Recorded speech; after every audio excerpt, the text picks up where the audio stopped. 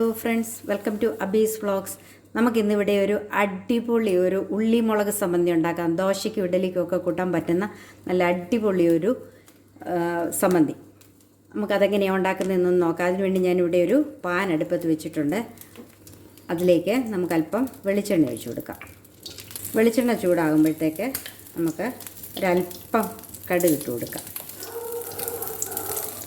ഇതിനധികം ingredients ഒന്നും വേണ്ട, പെട്ടെന്ന് ഉണ്ടാക്കിയെടുക്കാൻ പറ്റുന്നതുമാണ്, നല്ല ടേസ്റ്റിയാണ്. ഇനിയിപ്പോൾ നമുക്ക് തേങ്ങയൊന്നും ഇല്ലെങ്കിൽ സമ്മന്തി എങ്ങനെയാണ് ഉണ്ടാക്കുന്നതെന്നൊന്നും വിഷമിക്കേണ്ട.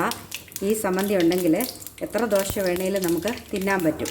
അപ്പോൾ നമ്മുടെ കടുക് ഇവിടെ പൊട്ടിയിട്ടുണ്ട്. അതിലേക്ക് നമുക്ക് ഞാനിവിടെ ഒരു സബോള അരിഞ്ഞെടുത്തിട്ടുണ്ട്, അതിട്ട് കൊടുക്കാം. അതുപോലെ ഒരു കരിയാപ്പില, ഒരു തണ്ട് കരിയാപ്പില എടുത്തിട്ടുണ്ട്, അതുകൂടെ ഇട്ട് കൊടുക്കാം. ഇനി ഇതൊന്ന് വഴലണം. അത് പെട്ടെന്ന് വഴലാൻ വേണ്ടി നമുക്കല്പം ഉപ്പ് കൂടെ ഒഴിച്ച് കൊടുക്കാം.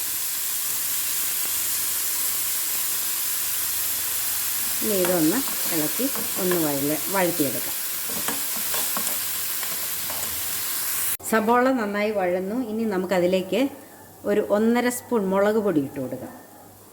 മുളക് പൊടി എരിവിൻ്റെ അനുസരിച്ചാണ് വേണ്ടത്. എരിവ് കൂടുതൽ വേണ്ടിയവർ കുറച്ചുകൂടെ ചേർക്കണം. അതുപോലെ തന്നെ ഇനി ഒരു പിഞ്ച് കായപ്പൊടി കൂടി ചേർത്ത് കൊടുക്കാം. കായപ്പൊടി ഒരു അല്പം മതി. ഇനിയും ഇതിൻ്റെ ഒരു പച്ചമണം മാറുന്നവരെ കൂടി ഒന്ന് ഇളക്കിയെടുക്കാം. ജസ്റ്റ് ഒന്ന് വഴന്ന് കിട്ടിയാൽ മതി. ഇനി അതിലേക്ക് നമുക്ക് ഒരല്പം വാളംപുളി പിഴിഞ്ഞെടുത്തിട്ടുണ്ട്, അതുകൂടെ നമുക്ക് ചേർത്ത് കൊടുക്കാം. കുറച്ച് വെള്ളം കൂടെ ചേർത്ത് കൊടുക്കാം.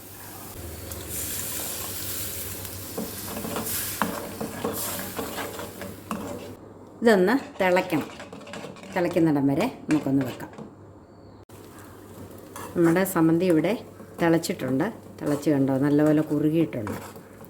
അപ്പം ഈ സമ്മന്തി ഉണ്ടാക്കാൻ വളരെ എളുപ്പമാണ്. ഇതുപോലൊക്കെ എല്ലാവരും ഒന്ന് ട്രൈ ചെയ്ത് നോക്കണം. ദോശയ്ക്ക് വേറെ സമ്മന്തി ഒന്നും വേണമെന്നില്ല. ഇതുണ്ടെങ്കിൽ നമുക്ക് ഇഷ്ടംപോലെ ദോശ തിന്നാൻ പറ്റും. അങ്ങനത്തെ ഒരു അടിപൊളി സമ്മന്തിയാണ്. അപ്പോൾ ഇത് എല്ലാവരും ഒന്ന് കണ്ടിട്ട് എൻ്റെ വീഡിയോ ഇഷ്ടപ്പെട്ടെങ്കിൽ ഒന്ന് ലൈക്ക് ചെയ്യണം. അതുപോലെ തന്നെ ഒന്ന് കമൻറ്റ് ചെയ്യണം. അതുപോലെ കൂട്ടുകാർക്കൊക്കെ ഷെയർ ചെയ്ത് കൊടുക്കണം. അതുപോലെ ഇതുവരെ സബ്സ്ക്രൈബ് ചെയ്തിട്ടില്ലാത്തവർ ഒന്ന് സബ്സ്ക്രൈബ് ചെയ്തേക്കണം.